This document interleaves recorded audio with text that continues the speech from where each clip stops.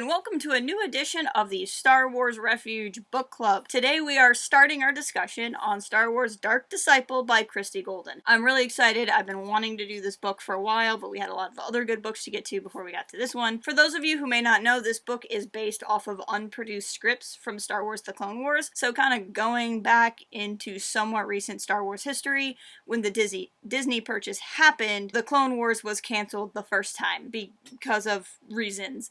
And then we briefly got it back for a half season on Netflix where they released the episodes that had already been produced but had not aired. And then at that point, several unproduced scripts got turned into other projects. The comic Son of Dathomir, for example, was pulled from Clone Wars scripts. This novel is also based on some of those scripts, including scripts written by Katie Lucas, which is really exciting to have some more lore from George's daughter in the Star Wars universe.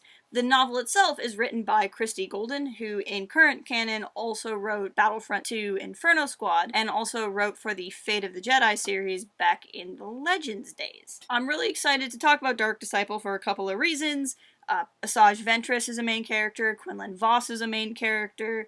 Vos is a character who was huge in Legends and got kind of pulled back into Star Wars universe through Clone Wars, through some Clone Wars episodes, and so kind of getting more from him in this universe is awesome. I love canon's version of Ventress a lot. Spending more time with them is great. This is a wonderful story about Jedi, about the Force, about what it means to try to win a war as a good person.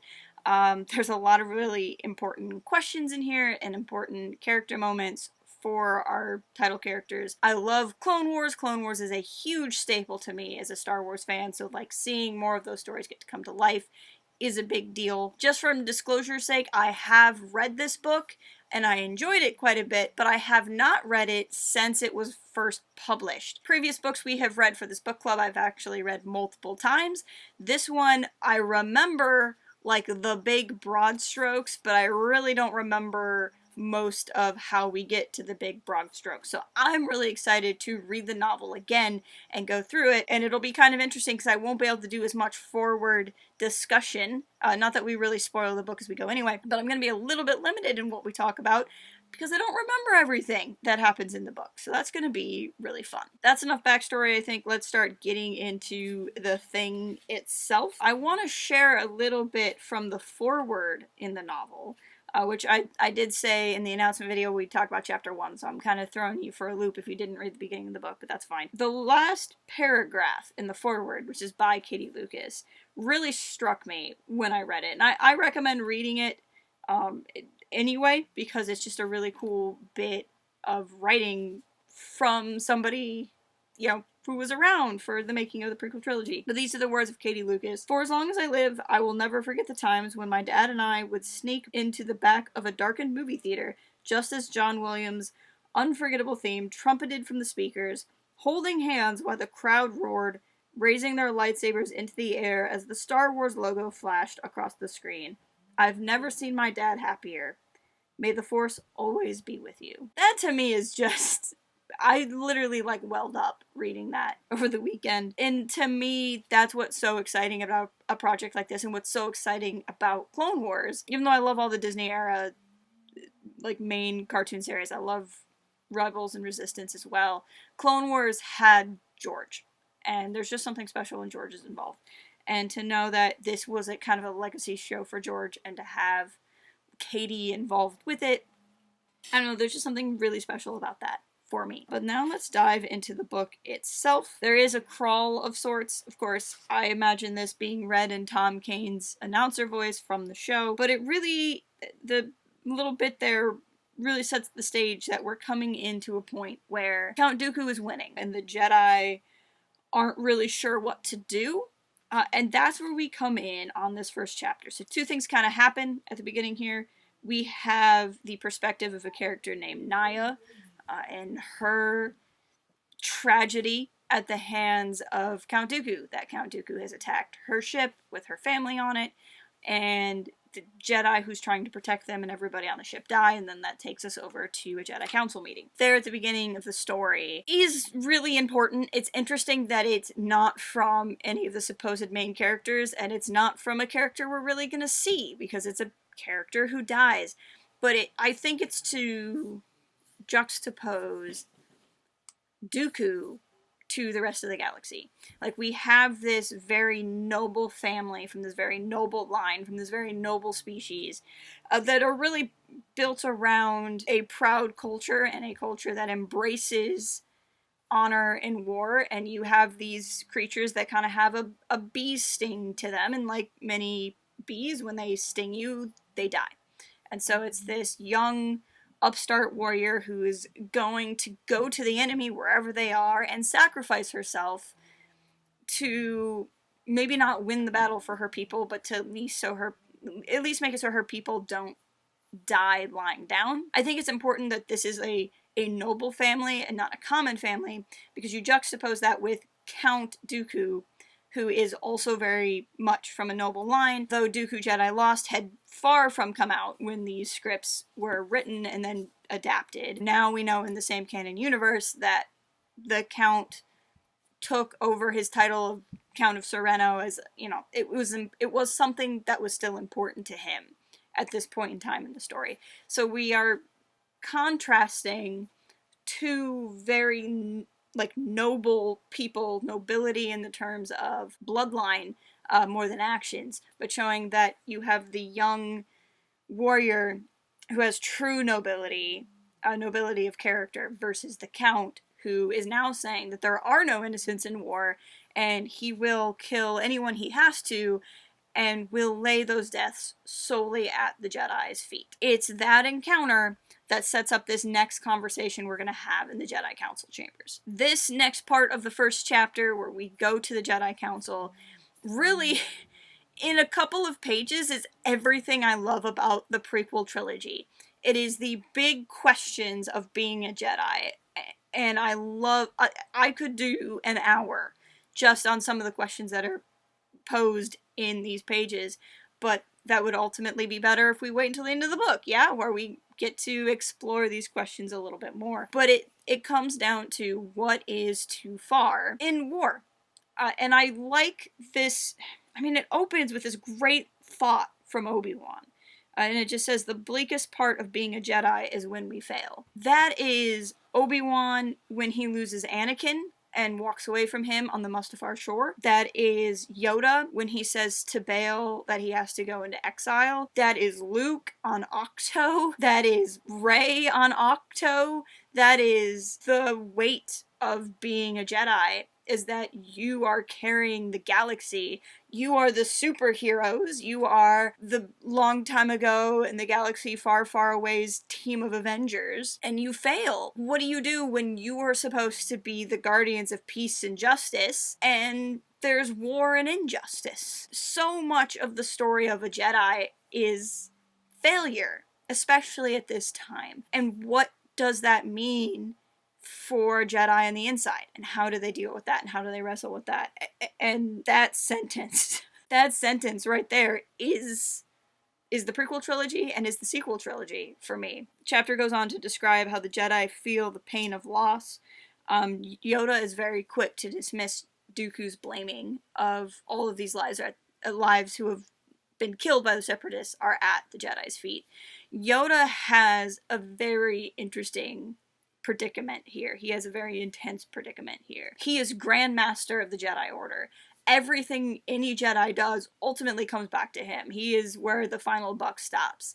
He carries the Order and therefore the galaxy on his back. And the one doing all of this damage, because of course they don't really know who Darth Sidious is at this point, is his former Padawan, is the person he trained. Dooku is the boy that he tried to teach about, don't just lift the tree, listen to the Force, to go back to Jedi Lost. I have a clear bias towards Yoda anyway. He has to wrestle with this, but he also has to wrestle with the fact that he can't let his personal attachments get in the way. So at what level is he making these decisions about Dooku? On the one hand, to not let his feelings for his former Padawan cloud his judgment, but also at what level is he claiming that's what he's doing, to have this detachment, this to have this disconnect from his Padawan, but really he's trying to defend himself from really hard emotions. You know, what level is he trying to do the right thing, but maybe doing the right thing for the wrong reasons because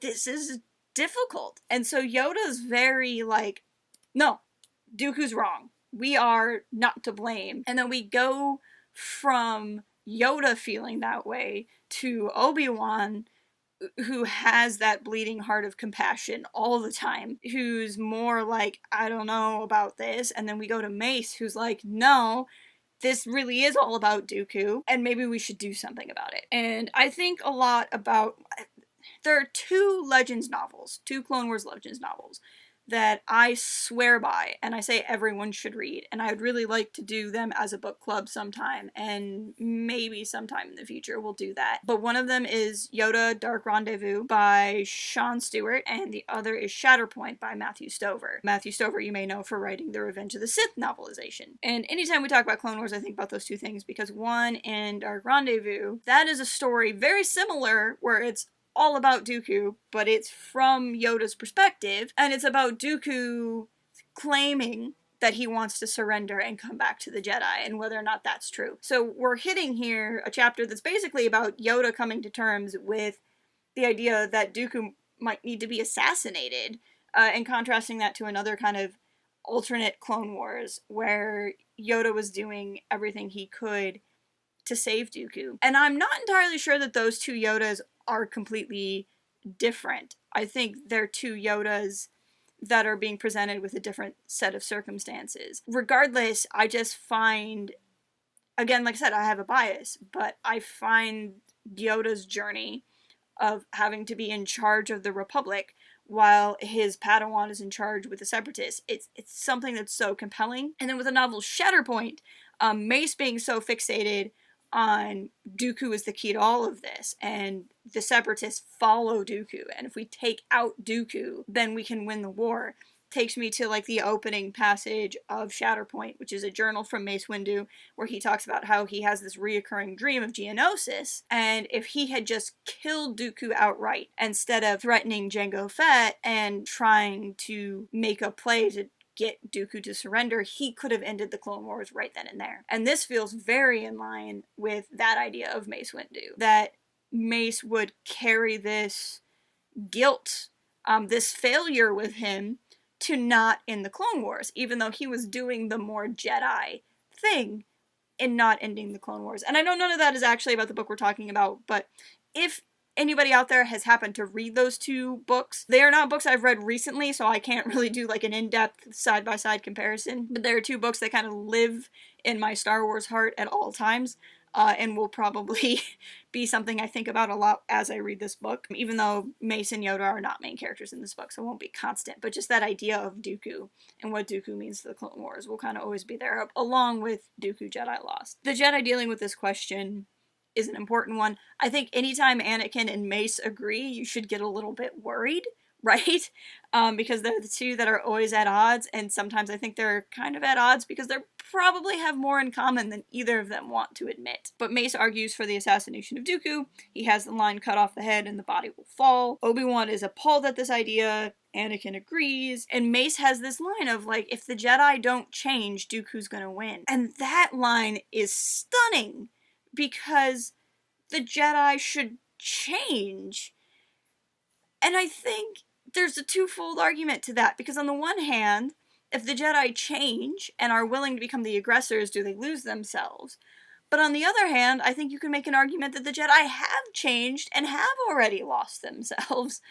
So yeah, maybe the Jedi do need to change, but is this how they need to change? This is kind of the central question of assassination that gets brought right here in the beginning chapter of this book, and I do remember is a question as the book goes on, which is, if it's not the Jedi way to outright kill, at what level do the Jedi lose themselves fighting in a war at all? And would the Jedi lose themselves more by a targeted attack of one person versus the defense on a battlefield versus many, many, many people? And which is kind of the more egregious, soul-turning sin against the light side of the Force? And I think that the true irony, the true frustration, that all of us should have right here in the first chapter, even though it's not spelled out, is just how in control Palpatine already is. Because at some level, Mace is correct. Dooku is the Separatist movement, and everyone follows the Separatist movement. But he could not possibly know that it's actually a part of Darth Sidious's plan to lose Count Dooku, because he wants to turn Anakin, who's in the same room with Mace right now. And maybe if they succeeded in killing Dooku in this book, obviously they don't because we get Revenge of the Sith, even if they had succeeded, Palpatine still wins because that still creates the vacuum for Anakin to fill in some way. There's already the problem of, if they don't kill Dooku, the war will go on. But if they do kill Dooku, it actually doesn't hurt Sidious's plans at all, because he'll be fine. And so already we're about to read a book where there is no possible good outcome for the Jedi, which I argue that there was never a good outcome of the Clone Wars for the Jedi. In fact, I very strongly believe that once the Clone Wars started, it was inevitable what would follow. It was just a matter of how we get there. That's actually a different discussion, and one we've actually had on the channel in a streamcast before. You can already feel Palpatine's fingers through this whole novel. At the end of the chapter, Yoda ultimately agrees that Dooku has to be stopped. I also thought of a scene from Revenge of the Sith where Yoda and Obi-Wan have returned to the Jedi Temple. Obi-Wan has just seen the recording of Vader, Anakin, killing everyone in the Jedi Temple. Before he can say anything, Yoda looks at him and it says, "Destroy the Sith, we must." Yoda is right there like, we have to stop Vader, we have to kill Vader, we have to kill the Emperor. You can see that Yoda, who's already there at the end of the Revenge of the Sith, we're getting that Yoda here. Yoda has already resigned himself to the idea they're going to have to kill people they care about to save a lot of people that they're supposed to protect. I think it's easy to look at this and go, this is why the Jedi have lost their way. This is why the Jedi are bad. This is why the Jedi are blah blah blah. There's a certain contingent of people out there who really act like the Jedi are more the villains of the prequel trilogy than the actual space devil, Palpatine. That's a viewpoint I recognize people can have, but one I really struggle with. That's something I kind of want to get at in as we go through this book, that it's easy to look at this and go, ah, yes, I am sitting here in my chair deciding that clearly the Jedi made a mistake, or I'm kind of like, well, what else are the Jedi supposed to do? Go sit outside of Dooku's house with tea and hope he comes out and they have a chat about it? Like, Dooku starts off blowing up a ship full of innocent people. This isn't easy. I really don't have answers to a lot of the things I've proposed, but that's because that's what the journey through this book is supposed to be about, as well as other ideas of redemption and just things. There's going to be a lot. There's going to be a lot to talk about, but that's where I'm going to leave it at for today. Next week, we're going to discuss chapters 2 and 3, which are both kind of shorter chapters. So next Monday, we will talk about chapters 2 and 3. If you're not already, please follow us on the socials. I would love to discuss this book with you all further. And with that, I will see you all next week.